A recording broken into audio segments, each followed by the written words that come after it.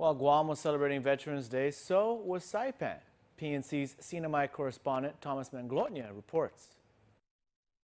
The Commonwealth of the Northern Mariana Islands celebrated Veterans Day on Saipan at the American Memorial Park this morning, with music from the Saipan Pacific Winds Concert Band and Mariana's High School Chorus.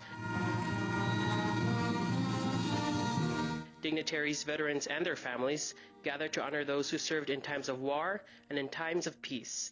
CNMI Military and Veterans Affairs Director Joseph Palacios recognized the lack of benefits veterans on island receive, such as medical care. His office, he says, wants to change that. I know that in the past, numbers has been an issue, that they're saying that 3,000, we need 3,000 minimum of veterans, eligible veterans, in order for the Department of Veterans Affairs to establish a clinic out here in the CNMI. With that, as you all know, our population here in the CNMI, we're like, what? A little bit over 50,000. And it's kind of hard, to meet those numbers. Palacios, in his third week in office, also announced the NMI's newly appointed civilian aide to the Secretary of the Army, Viola Alapuzo.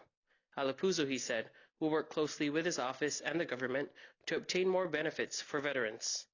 In closing, I just would like to say that we acknowledge that the participation of our CNMI veterans, or should I say our CNMI sons and daughters that have participated, it all began immediately after the invasion of Saipan back in June 1944. Acting Governor Ralph Torres expressed his gratitude for the sons and daughters who protect our freedom. On sacrifice of a great nation, to pay tribute to the men and women in uniform, on the work they do for our islands and our country.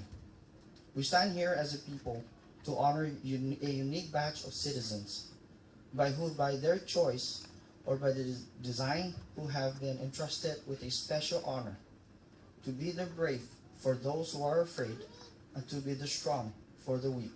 Keynote speaker Lieutenant Colonel Gregorio M. Sablan Jr. expressed similar sentiments. Sablan recounted his experience in service and urged those in attendance to greet veterans and express their gratitude when they see them in the community.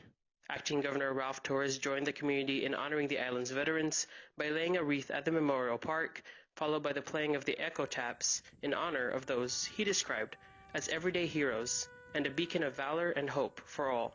Thomas Manglotnya for PNC News, Saipan.